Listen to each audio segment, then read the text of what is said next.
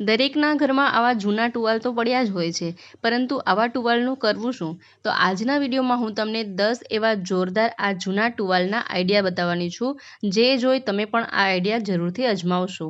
તો ચલો શરૂ કરીએ વિડીયો. તો જોઈએ આઈડિયા નંબર 1. તો અહીં મેં એક જૂનો ટુવાલ લીધેલો છે.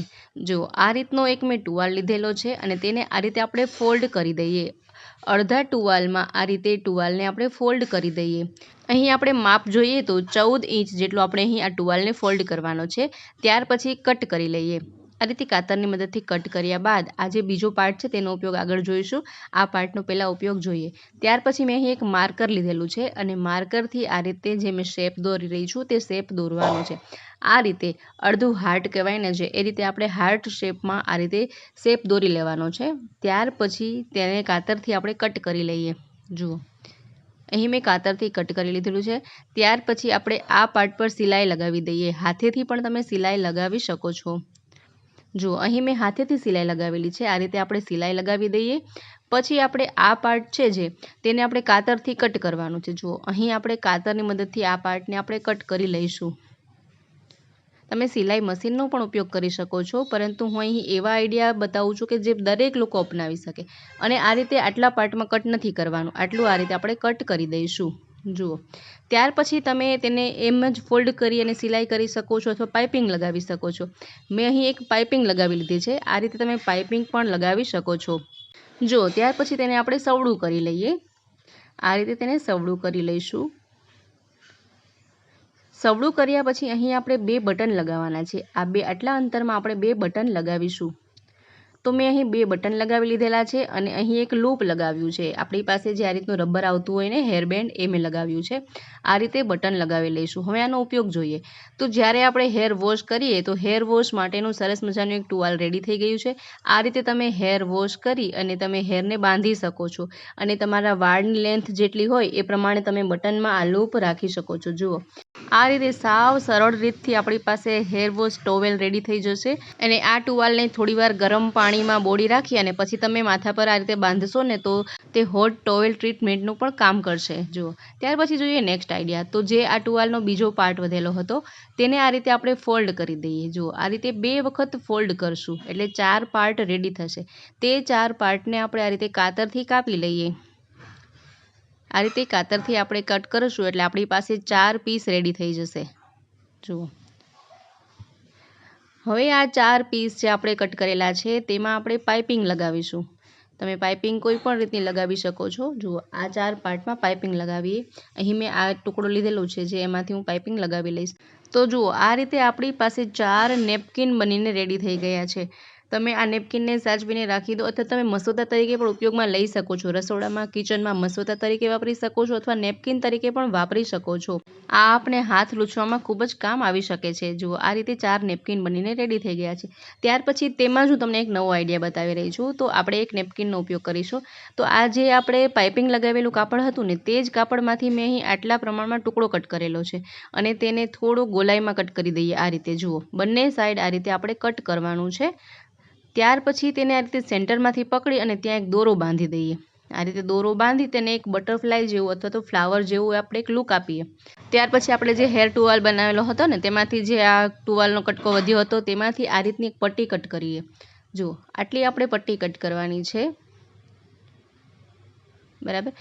પછી આપણે જે આ 4 નેપકિન બનાવ્યા તેમાંથી એક નેપકિન લઈશું અને આ રીતે તે ફ્લાવરને રાખીએ અને જે પટ્ટી કટ કરેલી છે ને તેને આ રીતે આપણે રાખીએ. જુઓ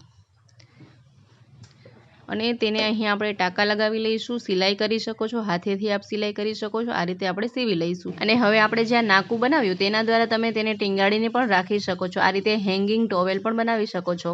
જુઓ ત્યાર પછી જોઈએ નેક્સ્ટ આઈડિયા. ફરી મેં અહીં એક જૂનો ટુવાલ લીધેલો છે. જુઓ તેને આ રીતે ફોલ્ડ કરી અને કટ કરી લઈએ. અડધો ટુવાલ અહીં મેં કટ કરી લીધેલો છે. આ રીતે ફોલ્ડ કરી અને કટ કરી લેવાનો છે. તેનો એક પાર્ટ લઈએ, બીજા પાર્ટનો ઉપયોગ આગળ જાણીએ. તો આ એક સિમ્પલ એવું ઓર્ગેનાઇઝ બનીને રેડી થઈ ગયું છે. અને તમે પ્લેટફોર્મ પર રાખી શકો છો. જ્યારે આપણે વાસણ સાફ કરીએ ને તો બધા જ વાસણ તમે તેના પર ગોઠવી શકો છો. અને આ જે ટુવેલ છે તેમાં તમે પાઇપિંગ પણ લગાવી શકો છો અથવા તો સિમ્પલ રીતે પણ રાખી શકો છો.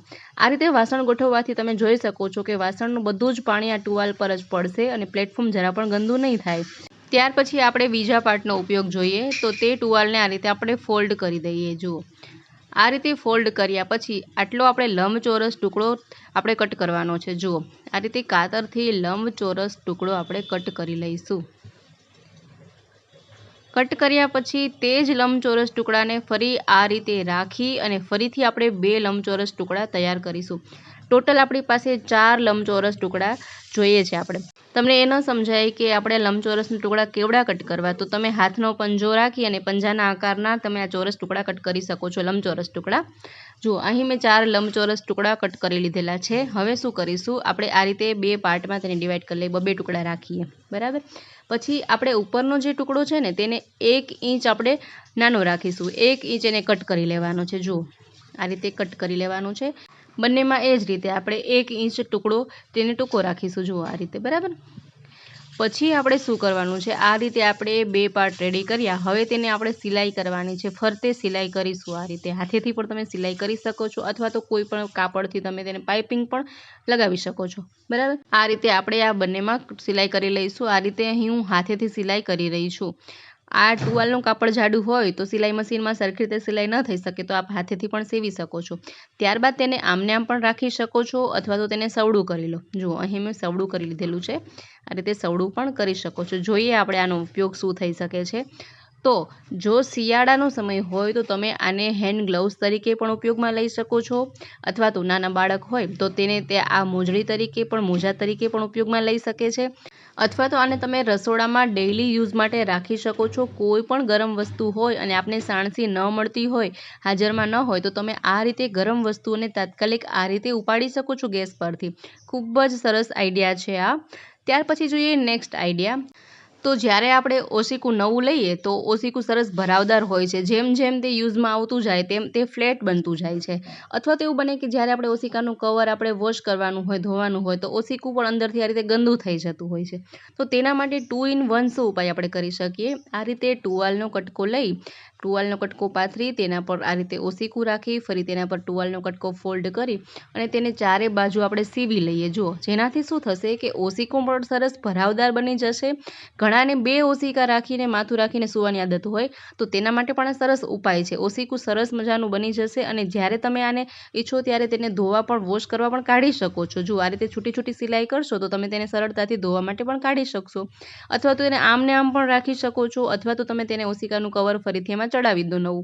તો આ રીતે એક સરસ મજાનું ભરાવદાર ઓશીકું પણ બની જશે અથવા તો અંદરથી ઓશીકું મેલું થઈ જતું હોય તો તે મેલું પણ નહીં થાય અને આ રીતે તમે તેમાં કવર લગાવી શકો છો. સર ઓશીકું અહીં બનીને રેડી થઈ ગયું છે.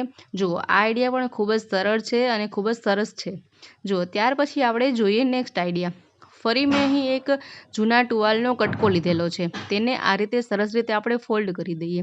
ત્યાર પછી મારા પાસે એક જૂની બેડશીટનો કટકો હતો તે મેં લીધેલો છે. તમારા પાસે જે પણ કાપડ હોય અથવા તો જૂની કોઈ કુર્તી હોય તેને પણ તમે સિલાઈ ખોલી અને આ રીતે પ્લેન બનાવી એક સિંગલ પીસ આ રીતે તમે ટુવાલ પર પાથરી અને આ રીતે તમે ફોલ્ડ કરી અને સિલાઈ કરી શકો છો. જુઓ અહીં મારી પાસે જે નાના ટુકડા છે ને ઓછાળના તેને હું આના પર અસલ રીતે લગાવી દઈશ અને સિલાઈ કરી લઈશ.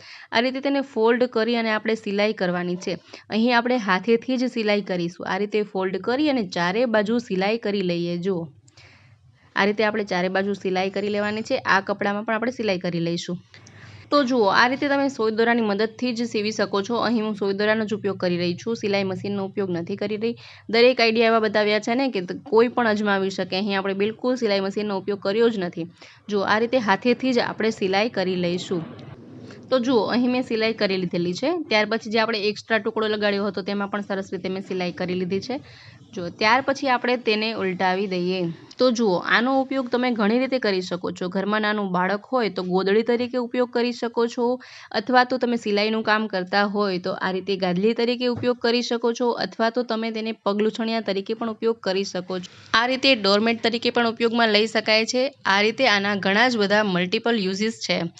તો આમાંથી તમને કયા આઈડિયા ખૂબ વધુ પસંદ આવ્યા છે મને કમેન્ટ બોક્સમાં જરૂરથી જણાવશો. સાથે જ વિડીયો પસંદ આવ્યો હોય તો વિડીયોને લાઇક કરો, શેર કરો તેમજ અમારી ચેનલ પર જો નવા હોય તો ચેનલને સબસ્ક્રાઇબ જરૂરથી કરો. ફરી મળીએ નવા વિડીયોમાં નવા આઈડિયા સાથે.